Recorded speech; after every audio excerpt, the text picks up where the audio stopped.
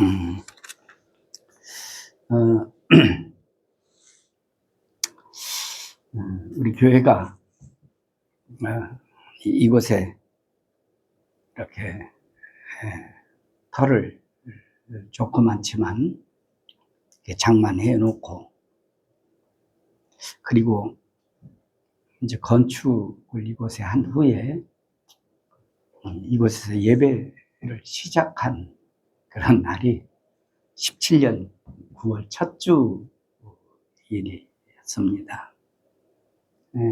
그날이 9월 4일인 줄 알았더니 향화자매님이 달력을 보고서는 9월 3일이라고. 날짜는 잘 몰라도 9월 첫 주에 예배를 시작하게 되었죠. 그러니까 올해 꼭 이제 8살이 되는 그러한 해라고 생각이 듭니다. 제가 처음 교회를 이제 개척할 때가 1982년도에 광남교회를 좀 개척을 했는데, 그때 교회를 장소를 위해서 제가 이제 기도를 많이 했습니다. 어디에다가 교회를 시작해야 될까. 이제 금식을 하고 기도하는데도 장소를 어디 해야 될지 모르겠더라고요. 그러던 중에 그날이 목요일 날인가 금요일 날인가 마음에서 너무 빨리 내려가야 될 것 같아요. 기도원에서 기도를 하는데 기도원에 왜 그런지 모르게 마음에서 빨리 내려가야 된다는 생각이 사로잡혀 오더라고요. 그래서 이제 내려와서 광명 7동에 거기 이제 교회 할 자리를 이렇게 돌아봤거든요. 근데 없어요. 건물이 없어요. 건물이. 네. 그래서 다시 이제 기도원에 올라가서 기도를 하는데, 그때도 목요일 날인가 금요일 날 된 것 같아요. 또 엄청 내려가야 될 것 같다. 마음에 그렇게 그 조급함이 오는 거예요. 그래서 왜 그런 생각이 마음에 사로잡혀 오나 이유를 모르겠더라고요. 그리고 내려와서 다시 이제 그 7동을 다시 돌아다녔어요. 돌아다녔는데 교회가 딱 두 교회가 있었어요. 하나는 은광교회, 하나는 대성교회라고. 두 교회. 건물이 2층 건물이라면 두 개밖에 없었으니까. 근데 대성교회를 올라가 보니까 교회를 하고 있고, 은광교회라는 데 교회를 올라가 보니까 교회는 종탑도 있고 다 간판도 있고 교회 다 있는데, 안을 이렇게 들어가서 2층 가서 보니까 교회가 비어 있더라고요. 네. 그래서 그 은광교회 그 목사님 찾아가서 얘기했더니 그 교회가 6동으로 이사를 갔더라고요. 근데 그 건물이 나가지를 안 해가지고 비워놓고 이제 한 달 월세만 내고 있다고. 월세 얼마씩 내고 있느냐니까 400에 3만 원씩 월세를 내고 있다고 하더라고요. 17평입니다. 딱 평수가. 예. 교회를 해야 되니까 돈이 한 푼도 없잖아요. 그래서 어차피 그냥 두면 월세 나가니까, 그 목사님한테 나가니까,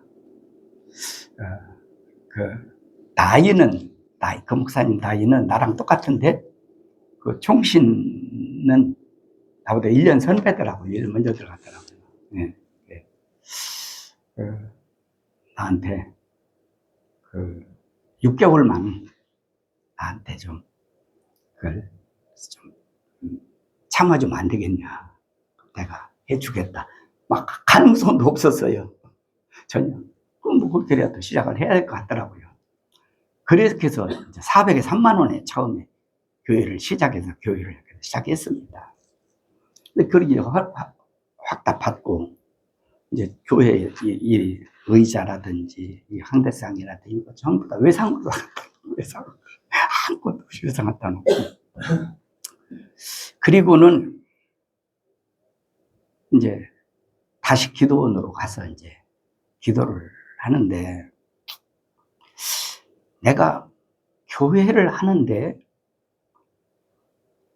내가 왜 교회를 해야 되는가?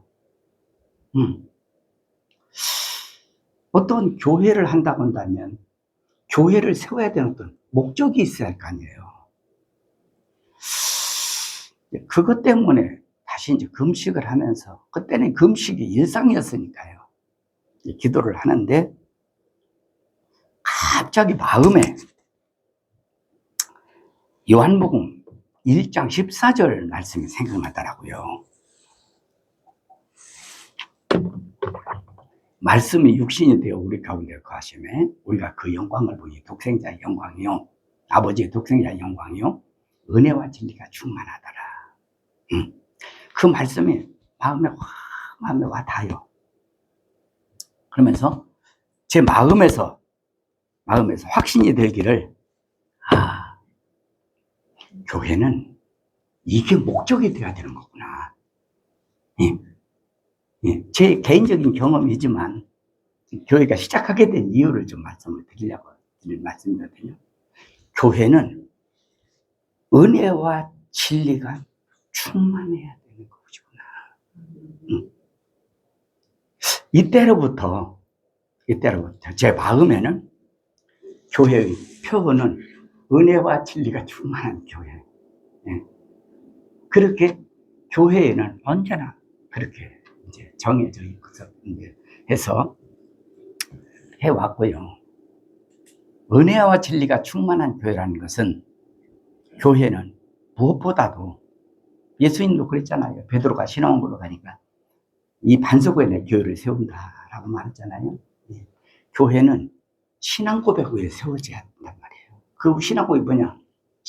주는 그리스도시요 살아계신 하나님의 아들입니다. 쉽게 말하면 예수님의 십자가에 은혜가 있어야 되거든요. 이 은혜가 충만해야 되고요. 두 번째는 은혜와 진리가 충만한 진리의 말씀이 살아있는 교회. 십자가의 은혜와 진리의 말씀이 살아있는 교회. 이것이 교회를 세워야 되는 목적이 되어야 되는 거구나. 저는 개인적으로 그렇게 이제 그런 감동으로 교회의 표어를 삼고 왔습니다. 제가 여기 예수록 교회로 여기에서 시작할 때도 역시 제 마음에는 우리 교회는 은혜와 진리가 충만한 교회. 아마 제가 목회를 끝나는 날까지 제 목회의 지향점은 교회라고 한다면 은혜와 진리가 충만한 교회가 되어야 되겠다. 이런 생각을 이제 가지고 시작을 이렇게 해서 오늘 8살까지 됐습니다. 네. 오늘 말씀 중에 15절 말씀을 보면은, 여기 모든 교회는 살아계신 하나님의 교회다 이렇게 말했잖아요. 살아계신 하나님의 교회. 네. 저는 이 말씀을 보면서 모든 교회는 살아있는 교회가 되어야 되겠다, 이런 생각을 해봤습니다. 살아있는 교회가. 제가 이렇게 말씀드리면, 목사님은 좀 문법 공부를 좀 더 해야 될 것 같으네, 이렇게 할지 모르겠어요. 왜? 살아있는 교회가 아니라 살아있는 하나님으로, 살아있다는 말은 하나님을 수식하는 얘기인데, 살아있다는 말을 교회로 수식시키면은 이게 문부적으로 맞지 않는 얘기인데요. 이렇게 말할 수 있을 거예요. 네. 그러나 저는 살아계신 하나님 되지만, 살아계신 하나님이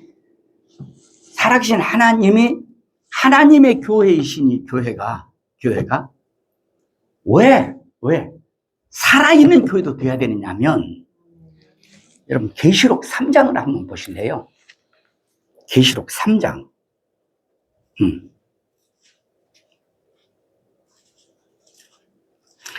계시록 3장에 보면요, 이런 말씀이 나와요.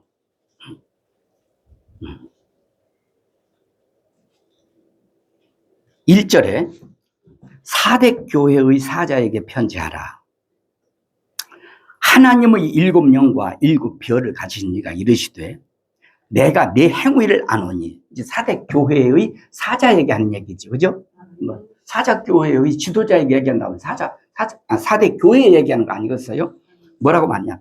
내가 살았다 하는 이름은 가졌으나 어떻다고요? 죽은 자로다. 여러분, 사대 교회는 이름도 잘 지어질 겁니다. 사대 교회. 여기 말씀을 보면 살아있는 교회 같아요? 죽은 교회 같아요? 죽은 교회라는 얘기죠.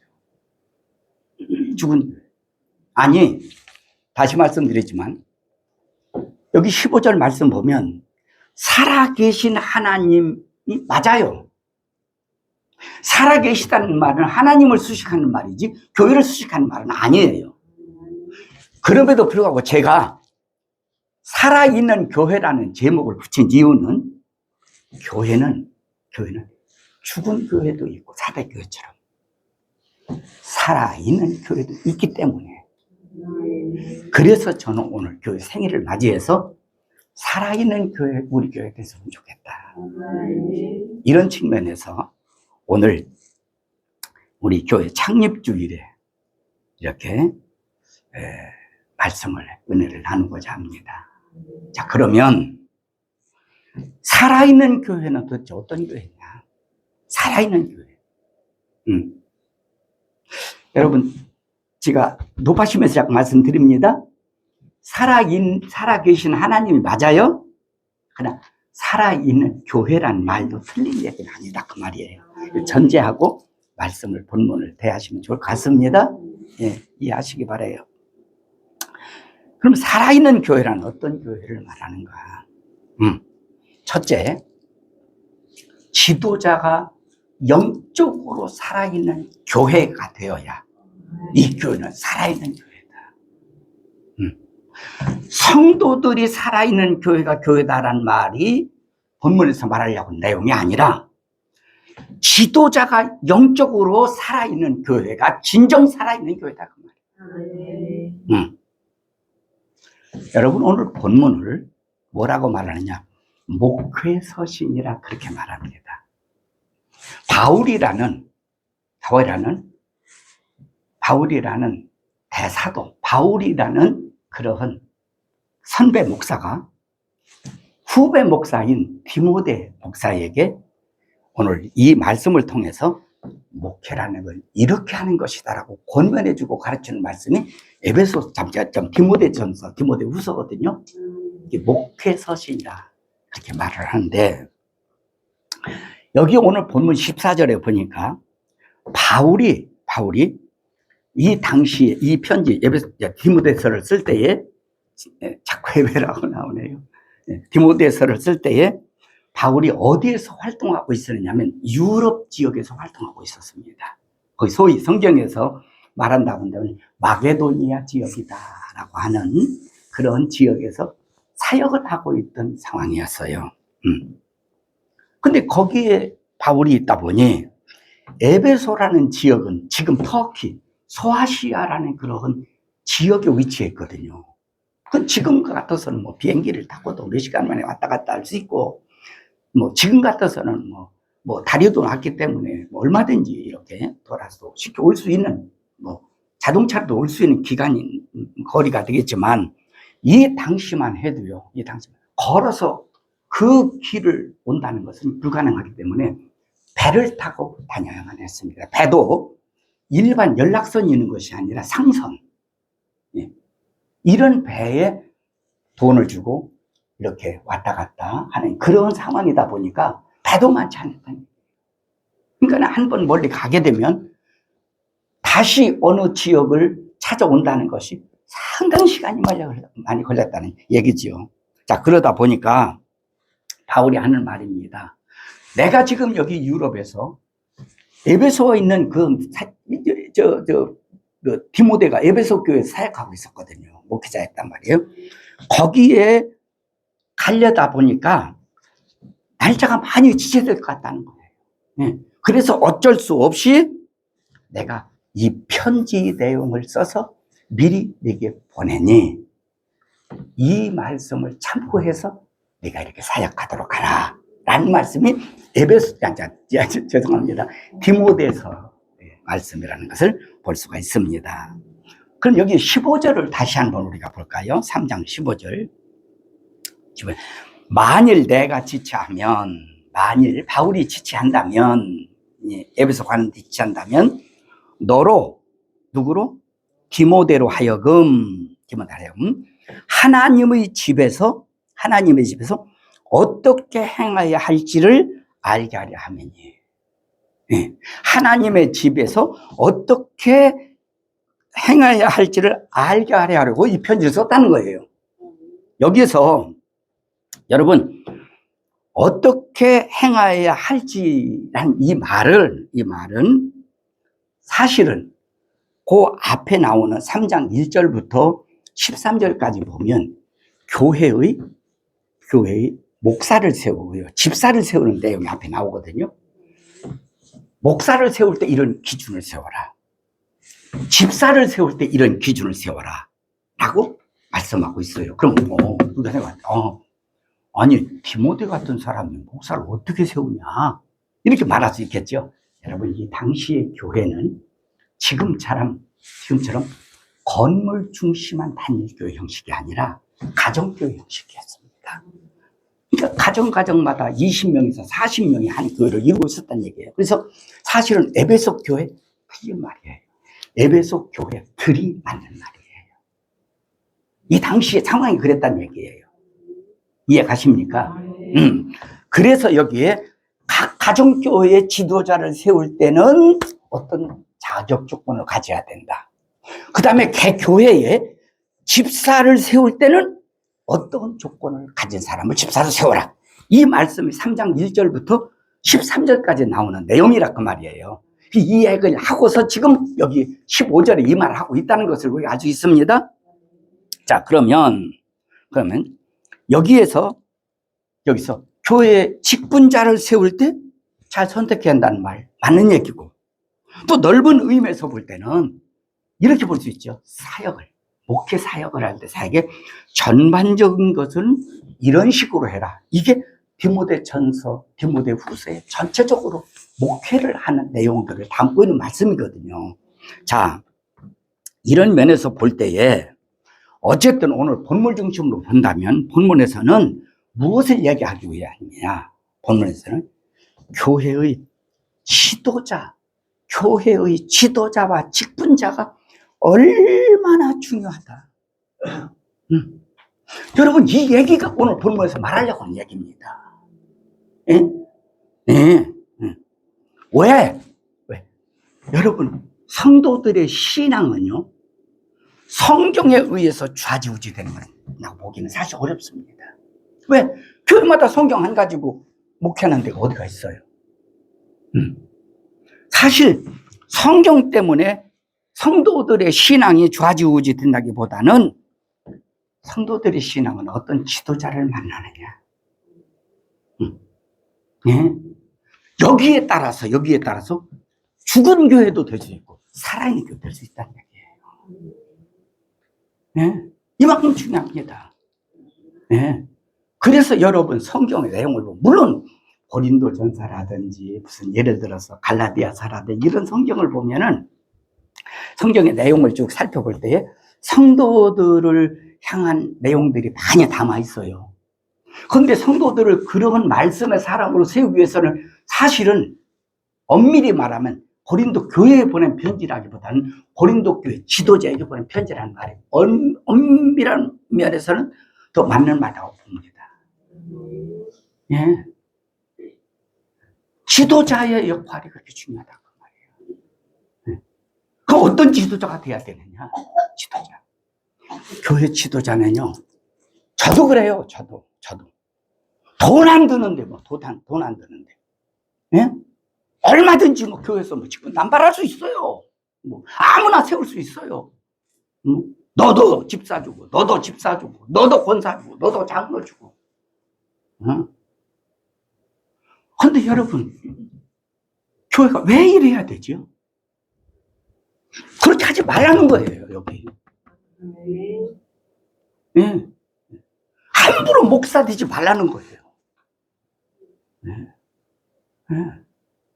저 포함해서입니다. 절대적으로 저는 외면하고 저 포함해서 그래요. 제가 자네도 그런 마음이 있었어요. 무슨 마음이야? 내가 목사 된 것은 하나님에게 손해다는 그 생각을 정말 그런 생각을 가졌어요. 그러나 나를 위해서 내가 목사 된 것은 난 잘한 일이다 생각이 들어요. 왜? 나 목사 되기 전에는요 성경 몰랐어요. 목사님이 전부였어요. 왜? 어릴 적부터 그렇게 부모님으로부터 세뇌를 받아왔기 때문에. 목사님 하나님처럼 생각이고요. 우리 부모님이 목사님은 얼마나 목사님을 섬겼는지요. 나하고 내가 결혼해서 내가 가정을 꾸미는데도요 어머니 오라고 하더라고요. 갔더니 목사님 사모님이 아들이 없다고 나를 목사님한테 양자 되게 하래요. 가서 양자라고. 그 뒤로 목사님 2번 다, 그 어머니 하라니까 안 할 수 있어요? 가서 절했어요. 절해라. 오늘부터 또 목사님이 네 아버지다. 저기 사모님이 네 어머니다. 그 뒤로 내가 그 목사님 못 만나고 사모님 못 만났어요. 겁나서. 우리 어머니는 친엄마는 여기 있는데 어떻게 목사님, 사모님 우리 어머니 아버지들? 우리 어머니 아버지가 그랬다니까. 11조를 갖고 가잖아. 그러면 야 11조 나를 줘라. 왜 11조 어머니를 줘야 되느냐고. 왜? 목사님한테 주려고. 저는 목회하기 전에 그게 전부였어요. 그냥 목사님이 그랬다면 그게 성경이었어. 근데 목사가 되고 나는 목사를 가르치는 게 아니라 성경을 가르쳐야 되겠구나. 네. 네. 이게 내가 해야 될 일이구나. 그러다 보니까 성경에 미쳤어요. 완전히 미쳐서 살았어요. 모르니까 하려고요. 그리고 내가 목사 된 후에 늘 생각은 다른 사람이 목사로 내 자리에 있었더라면 더 많은 사람을 구원하고 더 많은 사람을 전도하고 더 많은 교회를 부흥시켰을 거 아니겠어요?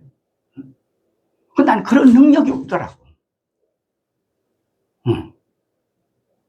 그러다 보니까 내가 목사 된 것이 하나님에게 얼마나 손해겠어요.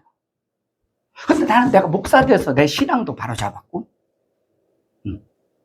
나는 내가 목사가 돼서 나는 내가 다시 태어난다 할지라도 태어날 길이 있다면 태어나도 뭐 할래 한다. 나 목사 될래.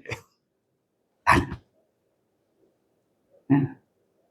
내가 나한테 거짓말을 안 할 거 아니에요. 응?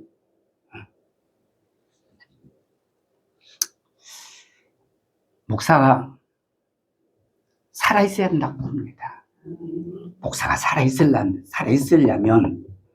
여러분 왜 오늘날 목사님들이 학문적 목사인지는 모르겠어요. 성경이 필요한 것은 살아계신 하나님의 능력과 성경이 살아있다면 살아있는 하나님의 권세를 이루려고 사실 목회를 하는 거거든요. 근데 성경은 믿는데 하나님의 능력은 안 믿어요. 오늘날 현실이 그래요. 무슨 있으면 기도해라. 교인들을 무슨 있으면 안수해라. 무서워요. 나보고 이상하다는 거죠. 신비주의 같다는 거죠.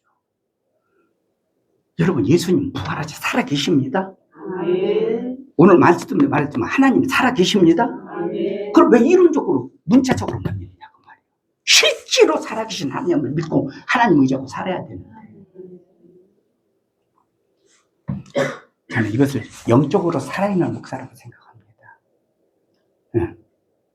말씀도 살아있어야 되고 능력도 살아있어야 되고 여러분 목사의 정년이 있어요. 그러다 보니까 목사는 때가 되면 목사는 또 후임자에게 넘겨줘야 돼요. 우리는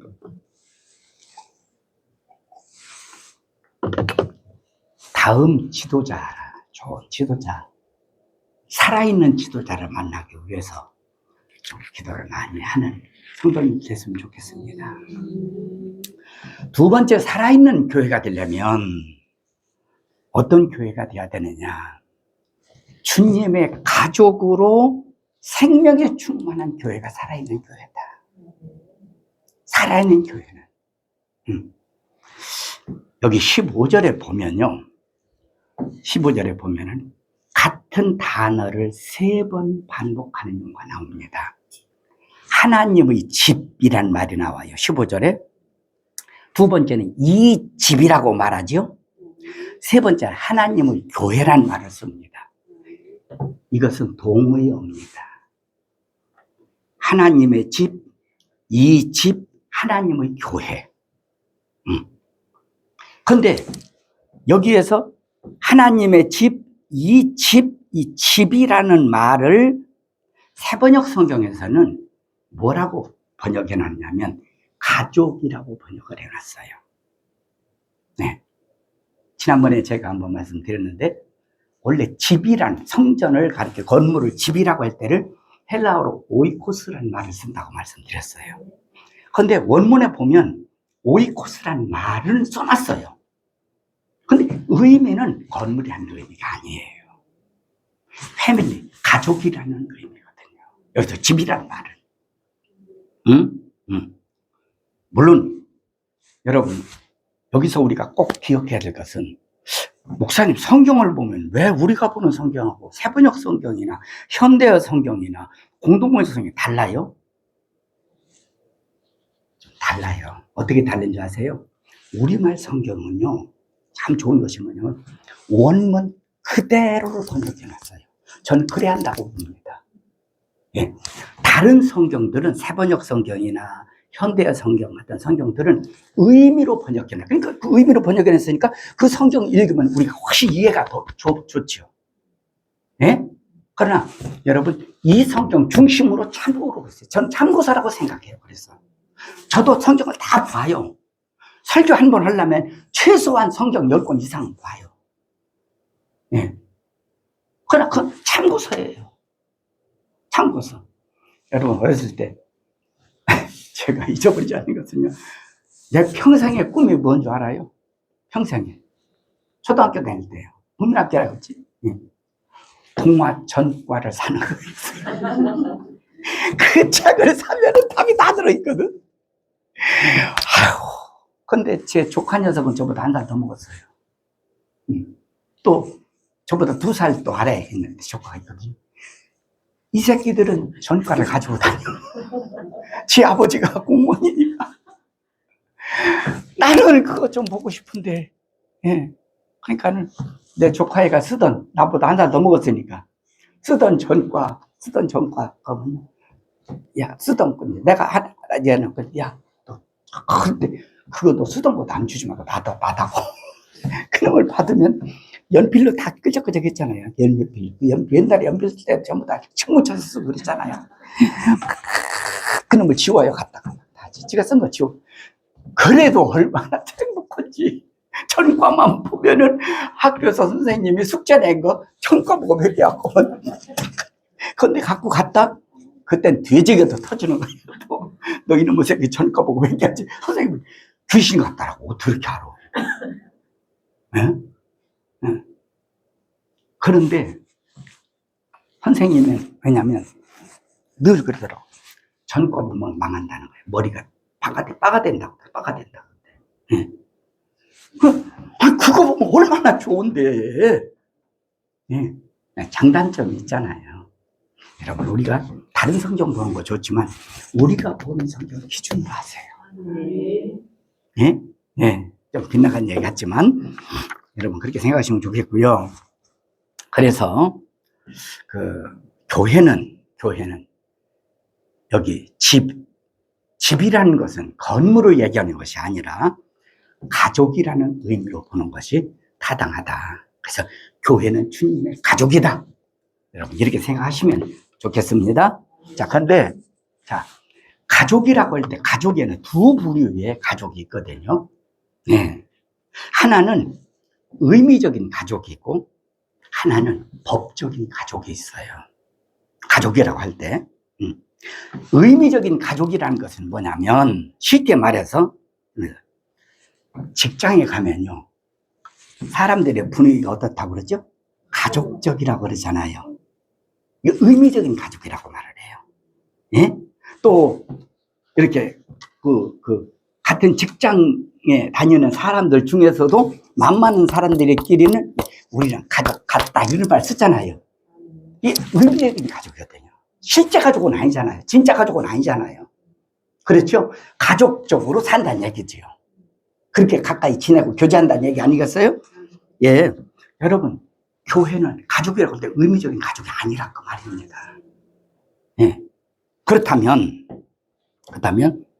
법적인 가족이 있는데, 예. 법적인 가족에도요, 두 부류가 있어요. 어떻게 두 부류느냐? 하나는 양자로 어떤 사람을 입양해서 법적으로 가족이 되는 경우가 있어요. 그렇죠? 예. 그 사람은 가족은 되었지만 사실은 부모와 형제 간에 피와 살 하나도 섞이지 않는 그런 법적인 가족이 있잖아요. 그죠? 예. 그러니까 하면 한 부모로부터 한 피와 생명을 나눠받은 혈연적인 가족이 있잖아요. 가족이라 한다 할지는 법적인 가족 안 해도. 그죠? 예. 여러분, 오늘 본문에서 말씀하고 있는 주님의 가족, 하나님의 가족, 하나님의 집이란 말은 여기에서 의미적인 가족을 얘기하는 게 아닙니다. 이거 우리가 잘 알아야 돼요. 예. 우리 기독교 교리 중에요. 양자론이라는 것이 있거든요. 양자론. 그래서 양자. 하나님이 우리를 당신의 자녀로 삼았다는 거예요. 삼았다고요. 예. 근데 말이 이해가 안 되는 것이 예수님은 뭐라고 말하는지 알아요? 내 피를 받아 마시라. 내 살을 받아 먹으라. 하나님이 예수님을 통해서 우리에게 생명을 주었고요. 그렇잖아요. 우리가 물과 성령, 하나님의 생명으로 거듭났다고 말하잖아요. 태어났다고 말하잖아요. 예? 예. 여러분, 양자가 태어납니까? 아니잖아요. 아니요. 예?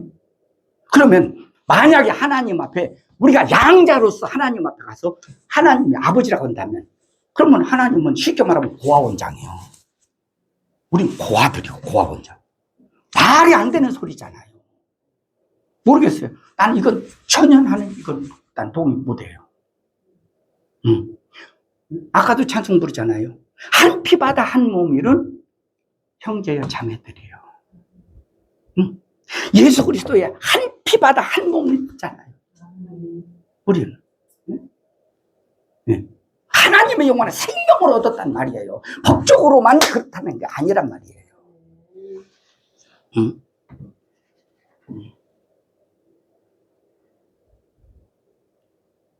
양자로 입양한, 그래서 법적으로 가족이 된 그런 사람들은 다시요, 입양했다가 법적으로 이양하면 남남이 되는 거예요. 자식이 됐다가 자식 안 될 수도 있는 거예요. 그렇지 않나요? 예. 가능합니다, 그거는. 예. 입양했다가는 이양이 된다니까요. 이 딸 선생님한테 한번 물어보세요. 가능한지 안 한지. 가능해요. 왜냐하면 가능한지 안 한지 제가 AI 들어가서 알아봤거든요. 부부 결혼해서 한 몸이 돼요. 한 몸이라고 그래요. 여러분, 이혼해서 법으로 나눠지면요, 남남이 되는 거예요.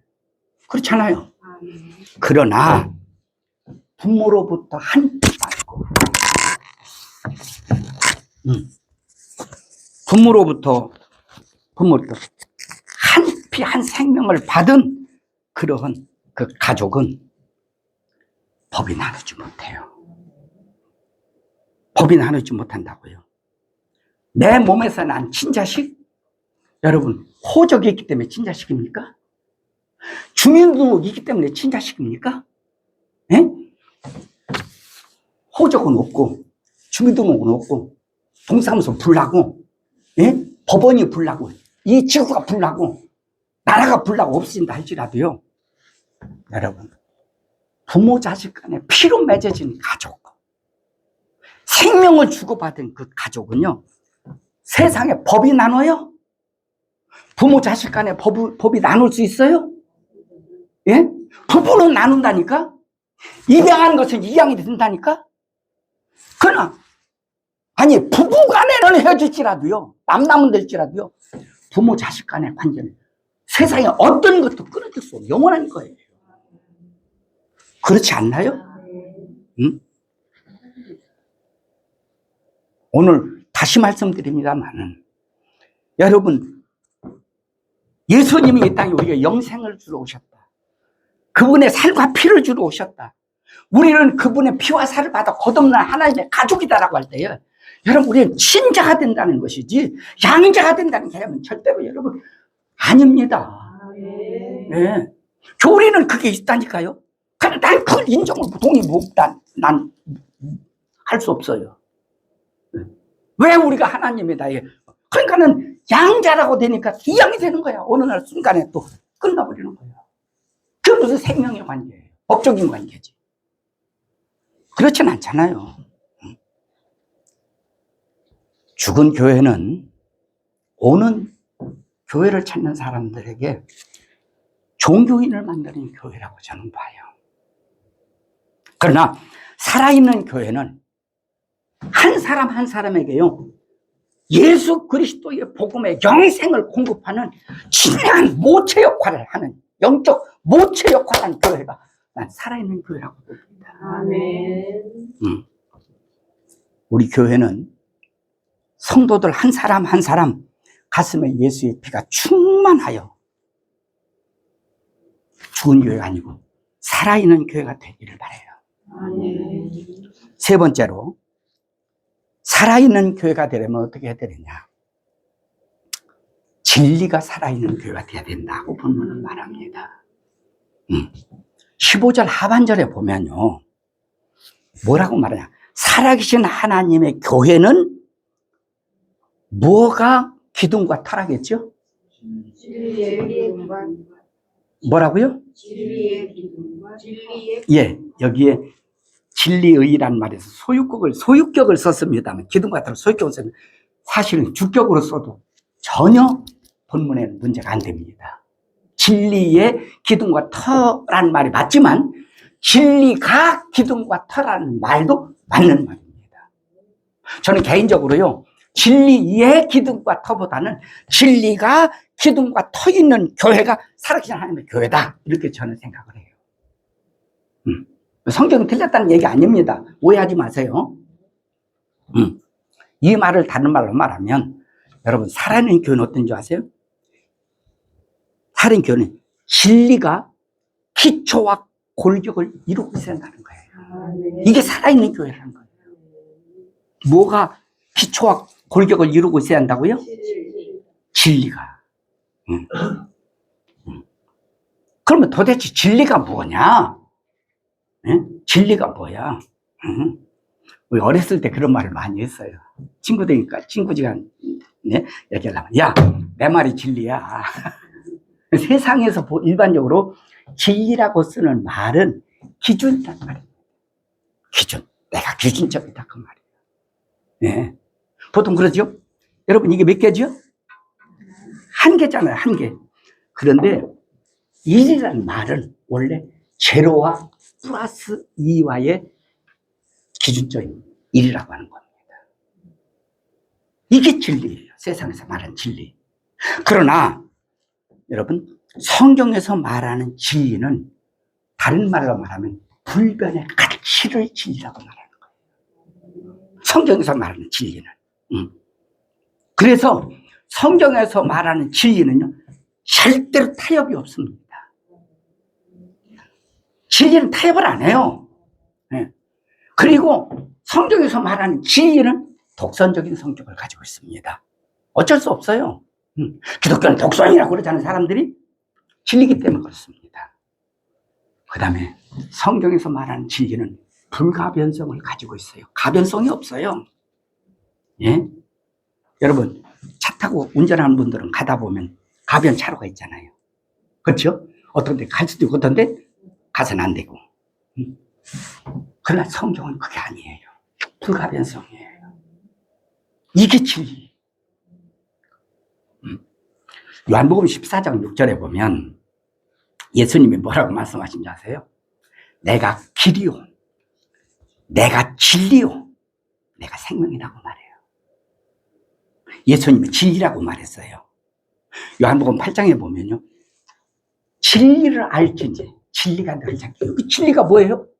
예수님의 진리란 말이에요. 예수님이. 이해가십니까? 또 그뿐만 아니라 요한복음 6장 63절에 보면요, 하나님의 모든 말씀은 진리예요. 또 여러분, 성경이 진리입니다. 예수님 말씀해요. 천지는 변할지라도 성경에 1.1핵이라도 변함이 없다. 변치 않는다고 말해요. 진리니까요. 예수님이 진리고, 그 다음에 하나님의 말씀이 진리예요. 성경이 진리예요. 교회는 이 진리가 기초와 골격을 이루고 있어야 한다는 거예요.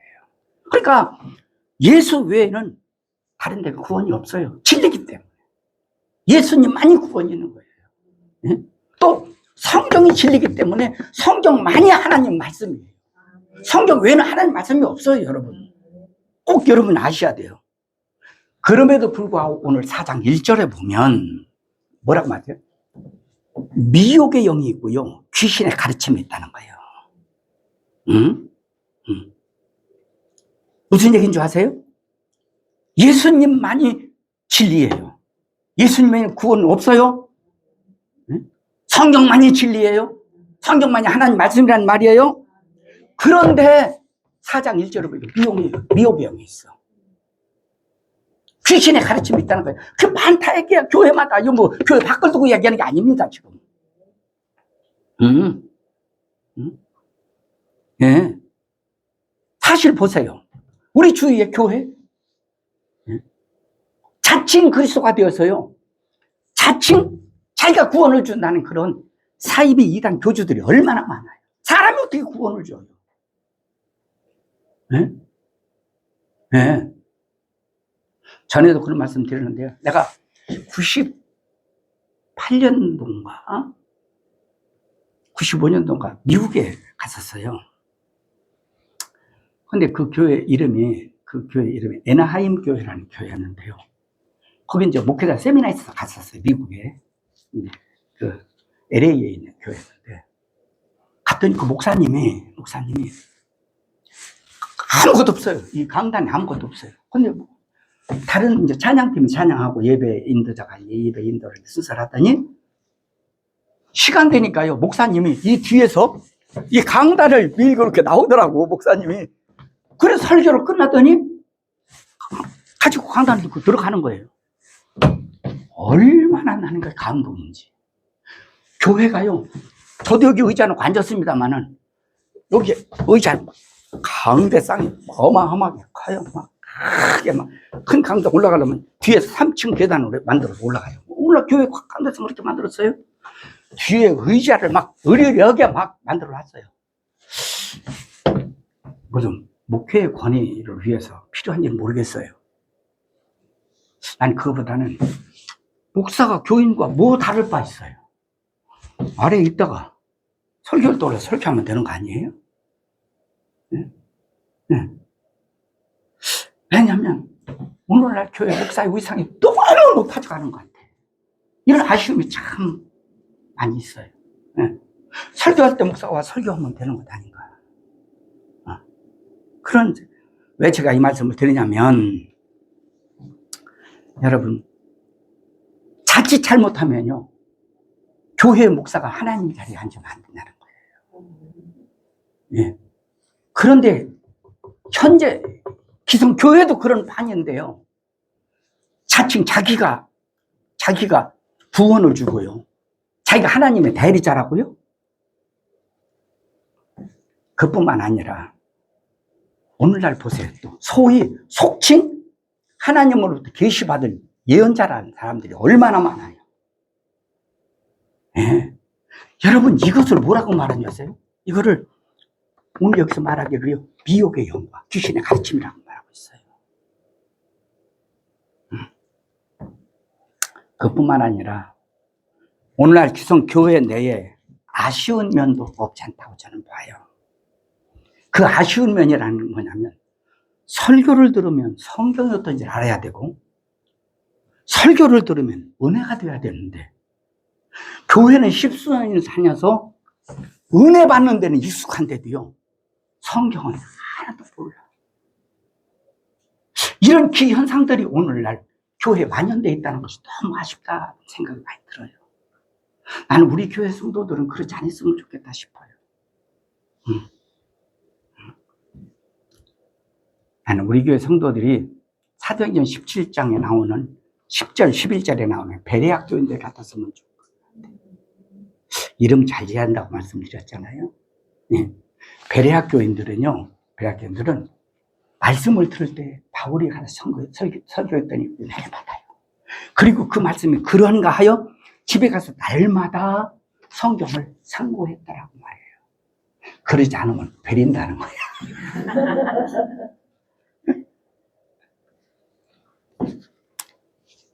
설교를 통해서 성경도 무슨 말씀인지도 깨달았으면 좋겠고, 또 설교를 통해서 은혜에 충만하게 받는 그런 교회, 이렇게 진리가 살아있는 그런 우리 교회가 됐으면 좋겠다 싶습니다. 이제 말씀을 정리하고 마치겠습니다. 오늘 우리 교회 8주년 기념주일을 맞이해서 살아있는 교회라는 제목으로 말씀을 드렸습니다. 살아있는 교회는 첫째로 지도자가 영적으로 살아있는 교회가 살아있는 교회다. 두 번째로 살아있는 교회가 어떤 교회냐? 예수의 피가 충만하여 살아있는 주님의 가족인 교회가 살아있는 교회고, 세 번째로 살아있는 교회가 어떤 교회냐? 진리 되신 예수님과 성경, 설교, 다시 말해서 말씀이 살아있는 교회가 살아있는 교회다. 우리 교회가 이런 교회가 참 예수님 오실 때까지 지속되는 교회가 됐으면 좋겠다 싶습니다. 기도하십니다. 하나님, 오늘 우리 교회 창립 8주년을 맞이해서 살아있는 교회라는 제목으로 말씀의 은혜를 함께 나누었습니다. 하나님, 지도자가 타락하면 교회가 타락하고, 지도자가 죽으면 교회가 죽는 교회가 되겠기에 사대 교회도 사자에게 편지를 보내는 말씀을 우리가 확인해 보았습니다. 하나님, 우리 교회의 차세대 지도자가 살아있는 그런 지도자가 와서 살아있는 지도자를 만나는 그런 우리 교회가 되게 하여 주시옵소서. 또한 우리 교회가 예수의 생명이 충만한 교회가 되게 도와주시고, 또한 말씀의 은혜가 살아 역사하는 교회가 되게 하여 주옵소서. 지금은 우리 구주 예수 그리스도의 은혜와 하나님 우리 아버지의 만극하신 사랑과 성령의 감화 감동 역사 교통 위로하심이 오늘 우리 교회 창립 8주년 맞이해서 하나님 앞에 영광 돌리고 돌아가는 믿음의 권속들과 저들의 가정과 생업 위에 이제로부터 영원토록 함께 있을지어다. 아멘.